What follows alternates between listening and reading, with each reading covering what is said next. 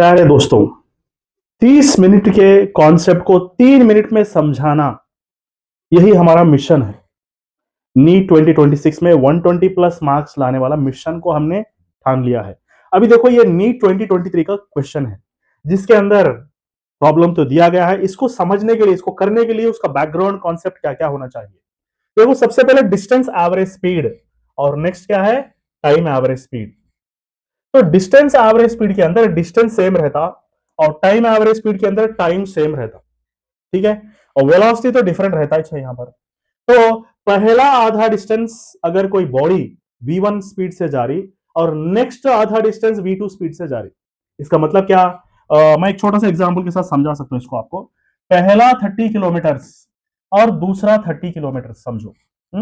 पहला 30 किलोमीटर अगर speed 60 kilometre per hour से जा रहा और दूसरा 30 kilometre 40 kilometre per hour speed से जा रहा, तो एवरेज स्पीड क्या होगा? इसको बोलेंगे डिस्टेंस एवरेज स्पीड। क्योंकि डिस्टेंस अगर सेम है तो डिस्टेंस एवरेज स्पीड, अगर टाइम सेम है तो टाइम एवरेज स्पीड। तो यहां पर डिस्टेंस एवरेज स्पीड, इसको कैसा करना है अभी? जनरल फॉर्मूला क्या है? एवरेज स्पीड का total distance travelled by total time taken.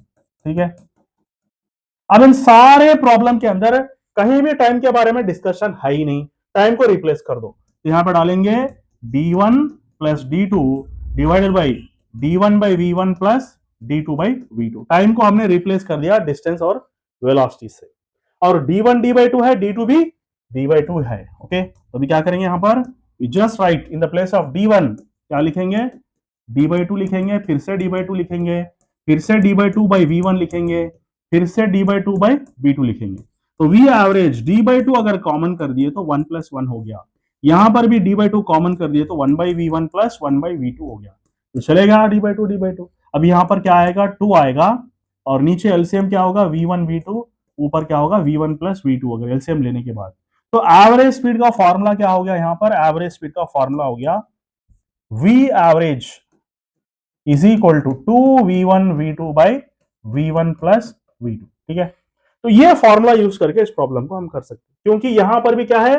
पहला आधा डिस्टेंस कितने स्पीड से जा रहा? v, और नेक्स्ट आधा डिस्टेंस कितने स्पीड से जा रहा? v2 से जा रहा।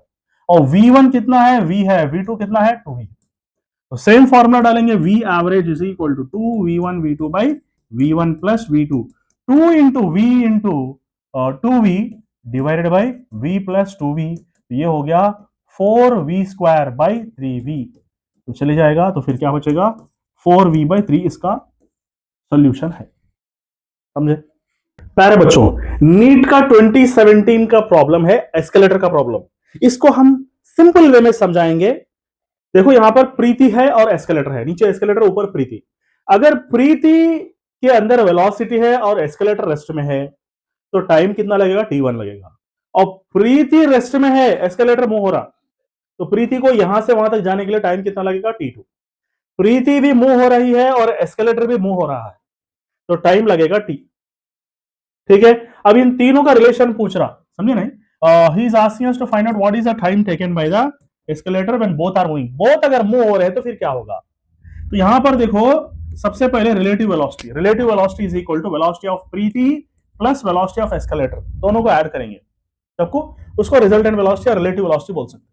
तो यहां पर तीनों जगह पर डिस्टेंस सेम है, तो यहां पर क्या हो गया? प्रीति के पास डिस्टेंस सेम है और टाइम क्या है? दो भी मूव हो रहे तो टाइम t, और यहां पर डिस्टेंस क्या है? Velocity time taken by the Preeti कितना है? t1। और d सेम है और time taken by the escalator कितना है? t2।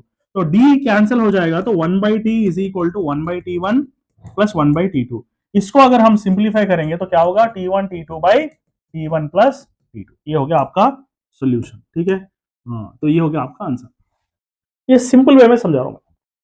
तो इंटीग्रेशन और डिफरेंशिएशन के प्रॉब्लम्स को भी सबसे आसान तरीके में मैं समझाऊंगा। यहां पर देखो, xp दिया और xq भी दे दिया। ठीक है, दे दिया, और क्या बोल रहा? You have to find out the time at which the two cars are having same velocity. There are two cars, यहां पर दो कार है p और q, और दोनों की वेलोसिटी सेम होना चाहिए। इसका मतलब इसको डिफरेंशिएट करके वेलोसिटी मालूम करेंगे। तो velocity of p will become how much? तो यहां पर ये आएगा और यहां पर 2bt आएगा डिफरेंशिएशन करने के बाद, और यहां पर इसको डिफरेंशिएशन करेंगे तो v क्यू क्या आएगा? f माइनस 2t आएगा। ठीक है, तो यहां पर क्या बोल रहा है? You have to find out the time when velocities are same बोल के बोल रहा है। इसका मतलब V P is equal to V Q, दोनों को इक्वल करेंगे, ये plus two B T is equal to F minus two T, ठीक है। तो यहां पर two B T plus two T is equal to F minus ये, अगर टी कॉमन करेंगे तो क्या हो गया, एफ माइनस ये डिवाइडेड बाई टू कॉमन कर देंगे तो बी कॉमन करेंगे तो बी प्लस वन हो जाएगा, ओके। तो ये हो गया आपका सॉल्यूशन, डी ऑप्शन, ठीक है। प्यारे बच्चों, 1 या 2 मिनट के अंदर आपको 3 प्रॉब्लम्स करना सिखाऊंगा, फास्टेस्ट सॉल्विंग मेथड। अभी देखो ये वाले प्रॉब्लम्स है, 2 प्रॉब्लम्स है और यहां पर एक प्रॉब्लम है, और यहां पर इसका कॉन्सेप्ट मैं समझाऊंगा। सबसे पहले आपको देखो डिस्टेंस एवरेज स्पीड का मतलब क्या है। वो पहला आधा डिस्टेंस स्पीड v1 से जाएगा और दूसरा आधा डिस्टेंस स्पीड v2 से जाएगा, ये केस 1 है। दूसरा केस क्या है, यहां पर x से लेकर y तक जाएगा same distance d speed v1, फिर दोबारा y से लेकर x तक आएगा वापस, दूसरे स्पीड से आएगा, अलग स्पीड से आएगा, जाने वाला स्पीड अलग है, आने वाला स्पीड अलग है, डिस्टेंस सेम है, यहां पर भी डिस्टेंस सेम है, यहां पर भी दोनों डिस्टेंस सेम है। इस तरह के केसेस को हम एवरेज स्पीड का फॉर्मूला क्या है, देखो एवरेज स्पीड का general formula total distance travel by total time taken है। तो v average is equal total distance, distance से सेम है यहां पर, तो डालेंगे d प्लस डी। अब यहां पर टाइम तो दिया नहीं और टाइम को रिप्लेस करेंगे डिस्टेंस बाय स्पीड से, तो यहां पर डालेंगे d by V one plus D by V two. तो d को कॉमन करके कैंसिल कर देंगे तो यहां पर आएगा 1 प्लस 1, यहां पर d पर कॉमन करेंगे 1 plus V one one by V, D चले जाएगा, v एवरेज तो ये बनेगा 2, नीचे होगा v1 v2 और ऊपर बनेगा v1 प्लस v2। तो आपका फॉर्मूला तैयार है v2 v1 v2 by v1 plus v2। ये हो गया डिस्टेंस एवरेज स्पीड का फॉर्मूला। अब यहाँ पर इस फॉर्मूला को यूज करके हम प्रॉब्लम्स करेंगे। तो ये वाला फॉर्मूला यहाँ पर अप्लाई होगा, x टू y और y टू x रिटर्न आएगा दूसरे स्पीड से, तो हमारा फॉर्मूला तैयार है यहाँ पर। So this is going to be our correct answer, 2v1 v2 by v1 plus v2, ये वाला फॉर्मूला। नेक्स्ट प्रॉब्लम के अंदर सेम है, तो यहाँ पर 40 दिया और दूसरा स्पीड जो है नहीं मालूम, तो सेम फॉर्मूला यूज करेंगे, 2v1 v2 by v1 plus v2 use करेंगे और एवरेज स्पीड मालूम करेंगे। अब ये यहाँ पर सेम प्रॉब्लम्स है, यहाँ पर थोड़ा डिफरेंस है बस। तो 2v1 v2 यहाँ पर 40 दिया और एक 60 दे दिया, तो डालेंगे 2 इंटू 60 इंटू 40 बाई 60 प्लस 40 हो गया 100, विच इज एवरेज स्पीड। तो ये हो गया 48 किलोमीटर पर आवर, 6 4 24, 48 बाई 100, तो क्या हो गया 48 किलोमीटर। तो ये हो गया इसका आंसर। यहाँ पर क्या दिया मालूम आपको, 40 दिया, दूसरा स्पीड नहीं दिया, मगर एवरेज स्पीड दे दिया 48, मतलब ये दे दिया और 40 दिया, तो उसका दूसरा आंसर क्या होगा, उसका आंसर होगा 60। तो आपका आंसर है 60। 40 दिया, v2 नहीं दिया, मतलब v2 60, 40 इंटू 60, अगर ये कॉम्बिनेशन 60 40 का हमेशा 48 देगा, ठीक है। तो इस तरह हम सॉल्व कर सकते हैं बहुत स्पीड और फास्ट। प्यारे बच्चों, ग्राफ्स को समझने का सबसे आसान तरीका मैं समझाऊंगा आप लोगों को। पूरे के पूरे 5 के 5 नीट के प्रीवियस ईयर क्वेश्चंस होंगे और हम उसको 2 मिनट में समझाएंगे। अभी देखो यहाँ पर डिस्प्लेसमेंट टाइम ग्राफ के अंदर ratio of their respective velocities बोल के पूछ रहा, तो यहां पर वेलोसिटीज क्या है, ओके। तो ग्राफ के अंदर वेलोसिटी मालूम करना है तो स्लोप मालूम करना है, स्लोप का मतलब tan थीटा, ठीक है, tan थीटा। अब यहां पर रेशियो ऑफ वेलोसिटीज बोल के पूछ रहा, ठीक है, तो 30 और 45 डिग्री का, तो ratio of velocities v30 divided by v45 which is nothing but tan 30 1 by root 3 और tan 45 1, तो आपका रेशियो क्या हो गया 1 बाय रूट 3, आपका आंसर हो गया पहला वाला क्वेश्चन। दूसरा वाला क्वेश्चन, यहां पर पॉजिटिव एक्सेलरेशन कहां पर है, तो ये भी पोजीशन टाइम ग्राफ है या डिस्प्लेसमेंट टाइम ग्राफ भी बोल के बोलते हैं। तो velocity will become tan theta. तो अगर यहां पर सारे के सारे ग्राफ्स देख लो, इनका एंगल को ऑब्जर्व करो, एंगल को, ये तो नेगेटिव ग्राफ है। अब यहां पर अगर एंगल ऑब्जर्व करें ना, तो थीटा कम होते जा रहा, दैट मींस वेलोसिटी डिक्रीज हो रहा, थीटा अगर कम हो रहा तो वेलोसिटी भी कम हो रहा, मतलब ये वाला केस क्या है, डीजलरेशन का केस है। यहां पर ऑब्जर्व करो ना, तो यहां पर थीटा इंक्रीज हो रहा तो वेलोसिटी भी इंक्रीज होगा। वेलोसिटी अगर इंक्रीज हो रहा, इसका मतलब it's a case of acceleration and that too positive acceleration. और यहां पर अच्छी तरह से देखो, थीटा कांस्टेंट है, थीटा कांस्टेंट है मतलब v is equal to tan theta, velocity भी कांस्टेंट है, समझ में आ रही बात। तो वेलोसिटी भी कांस्टेंट है यहां पर, तो सिर्फ पॉजिटिव एक्सेलरेशन का आंसर क्या है, ये वाला ऑप्शन है। नेक्स्ट, इसके अंदर क्या पूछ रहा, मैक्सिमम इंस्टेंटेनियस वेलोसिटी कहां पर है, तो इसका मतलब ये पोजीशन टाइम ग्राफ या डिस्टेंस टाइम ग्राफ के अंदर मैक्सिमम इंस्टेंटेनियस वेलोसिटी जिसका स्लोप सबसे ज्यादा है वो पे वहां पर मैक्सिमम, यानी कि एंगल सबसे ज्यादा हो।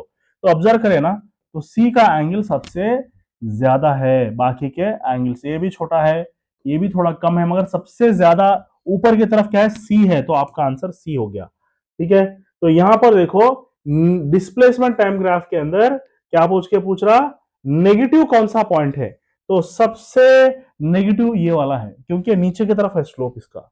बाकी के सब जो है ना, ये ऐसा है, ये ऐसा है, ये भी ऊपर की तरफ है, तो नीचे की तरफ ये है, तो आपका आंसर हो गया डी ऑप्शन। ठीक है, तो लास्ट फाइनल यहां पर देख लो, which is representing one dimension. तो सबके सब ग्राफ्स ठीक है, एक ग्राफ के अंदर गलती नजर आ रही, क्या है वो, तो एक पर्टिकुलर टाइम के पास अगर ले लिए ना, तो यहां पर भी वेलोसिटी है, यहां पर भी वेलोसिटी है। एक ही टाइम के अंदर बॉडी को दो वेलोसिटीज कभी हो नहीं सकते। इसका मतलब सबसे गलत ग्राफ कौन सा है, बी वाला ग्राफ सबसे गलत ग्राफ है। ठीक है, थैंक यू। प्यारे बच्चों, ग्राफ्स को समझने का सबसे आसान तरीका मैं समझाऊंगा आप लोगों को। पूरे के पूरे 5 के 5 नीट के प्रीवियस ईयर क्वेश्चंस होंगे और हम आपको 2 मिनट में समझाएंगे। अभी देखो यहां पर डिस्प्लेसमेंट टाइम ग्राफ के अंदर ratio of their respective velocities बोल के पूछ रहा, तो यहां पर वेलोसिटीज क्या है, ओके, तो ग्राफ के अंदर वेलोसिटी मालूम करना है तो स्लोप मालूम करना है। स्लोप का मतलब tan थीटा। ठीक है, tan थीटा। अब यहां पर रेशियो ऑफ वेलोसिटीज बोल के पूछा, ठीक है, तो 30 और 45 डिग्रीज का, तो ratio of velocities v30 divided by v45 which is nothing but tan 30 1/√3 और tan 45 1, तो आपका रेशियो क्या हो गया, 1/√3 आपका आंसर हो गया, पहला वाला क्वेश्चन। दूसरा वाला क्वेश्चन, यहां पर पॉजिटिव एक्सेलरेशन कहां पर है, तो ये भी पोजीशन टाइम ग्राफ है या डिस्प्लेसमेंट टाइम ग्राफ भी बोल के बोलते हैं, तो velocity will become tan theta. तो अगर यहां पर सारे के सारे ग्राफ्स देख लो, इनका एंगल को ऑब्जर्व करो, एंगल को, ये तो नेगेटिव ग्राफ है। अब यहां पर अगर एंगल ऑब्जर्व करें ना, तो थीटा कम होते जा रहा, दैट मींस वेलोसिटी डिक्रीज हो रहा, थीटा अगर कम हो रहा तो वेलोसिटी भी कम हो रहा, मतलब ये वाला केस क्या है, डीजलरेशन का केस है। यहां पर ऑब्जर्व करो ना, तो यहां पर थीटा इंक्रीज हो रहा, तो वेलोसिटी भी इंक्रीज होगा। वेलोसिटी अगर इंक्रीज हो रहा, इसका मतलब it's a case of acceleration, and that too positive acceleration. और यहां पर अच्छी तरह से देखो, थीटा कांस्टेंट है, थीटा कांस्टेंट है मतलब v is equal to tan theta, velocity भी कांस्टेंट है, समझ में आ रही बात, तो वेलोसिटी भी कांस्टेंट है यहां पर, तो सिर्फ पॉजिटिव एक्सेलरेशन का आंसर क्या है, ये वाला ऑप्शन है।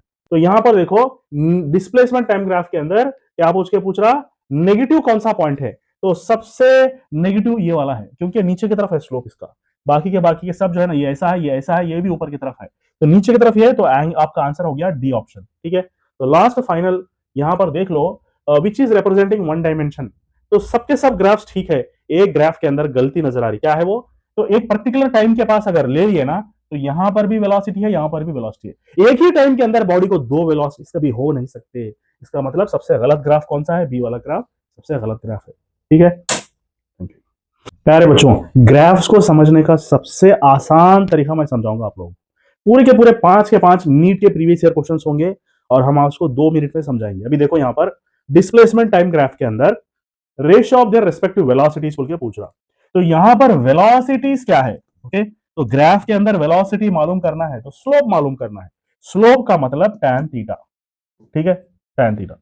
अब यहां पर रेशियो ऑफ वेलोसिटीज बोल के पूछा, ठीक है, तो 30 और 45 डिग्रीज का, तो ratio of velocities v30 divided by v45 which is nothing but tan 30 1/√3 और tan 45 1, तो आपका रेशियो क्या हो गया, 1/√3 आपका आंसर हो गया, पहला वाला क्वेश्चन। दूसरा वाला क्वेश्चन, यहां पर पॉजिटिव एक्सेलरेशन कहां पर है, तो ये भी पोजीशन टाइम ग्राफ है या डिस्प्लेसमेंट टाइम ग्राफ भी बोल के बोलते हैं, तो velocity will become tan theta. तो अगर यहां पर सारे के सारे ग्राफ्स देख लो, इनका एंगल को ऑब्जर्व करो, एंगल को, ये तो नेगेटिव ग्राफ है। अब यहां पर अगर एंगल ऑब्जर्व करें ना, तो थीटा कम होते जा रहा, दैट मींस वेलोसिटी डिक्रीज हो रहा, थीटा अगर कम हो रहा तो वेलोसिटी भी कम हो रहा, मतलब ये वाला केस क्या है, डीजलरेशन का केस है। यहां पर ऑब्जर्व करो ना, तो यहां पर थीटा इंक्रीज हो रहा, तो वेलोसिटी भी इंक्रीज होगा।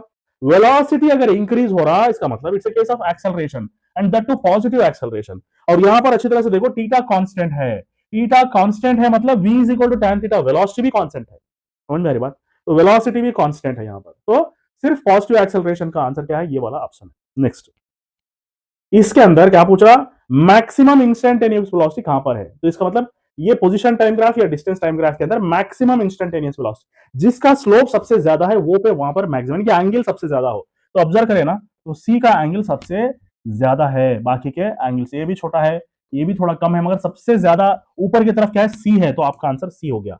ठीक है, तो यहां पर देखो डिस्प्लेसमेंट टाइम ग्राफ के अंदर क्या पूछ रहा, नेगेटिव कौन सा पॉइंट है, तो सबसे नेगेटिव ये वाला है, क्योंकि नीचे की तरफ है स्लोप इसका, बाकी के सब जो है ना, ये ऐसा है, ये ऐसा है, ये भी ऊपर की तरफ है, तो नीचे की तरफ ये है, तो आपका आंसर हो गया डी ऑप्शन। ठीक है, तो लास्ट फाइनल यहां पर देख लो, which is representing one dimension, तो सबके सब ग्राफ्स ठीक है, एक ग्राफ के अंदर गलती नजर आ रही, क्या है वो, तो एक पर्टिकुलर टाइम के पास अगर ले लिए ना, तो यहां पर भी वेलोसिटी है, यहां पर भी वेलोसिटी है, एक ही टाइम के अंदर बॉडी को दो वेलोसिटी कभी हो नहीं सकते, इसका मतलब सबसे गलत ग्राफ कौन सा है, बी वाला ग्राफ सबसे गलत ग्राफ है।